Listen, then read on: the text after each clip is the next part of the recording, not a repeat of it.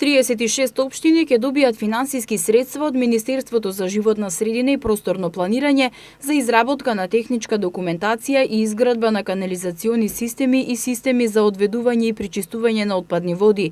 Министерот за животна средина и просторно планирање Садула Дураки на денешното потпишување на договорите истакна дека во овие области средствата се доделени согласно програмата за инвестирање, а предвидени се 45 милиони денари и истите се распределени на 36 општини за вкупно 42 проекти. Со тоа, Министерството за животна средина и просторно планирање продолжува и финансиски да ги помага локалните самоуправи во делот на управување и заштита на квалитетот на водите, бидејќи со тоа се обезбедува не само почиста животна средина, туку и директно се влијае врз здравјето на жителите.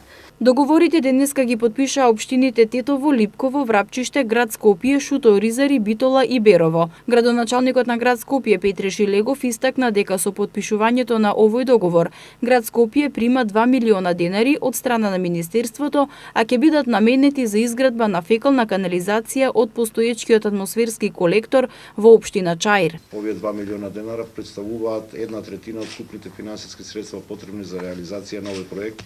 Остатокот ќе биде обезбеден од страна на градот Скопје, со што конечно улицата 155 во општина Чаир, една густо населена улица, ќе добие фекална канализација.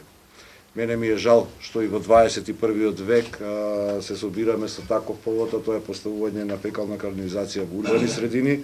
Уште повеќе жалам што северниот дел на градот Скопје долги години кога е оваа инфраструктура во прашање било запоставувана.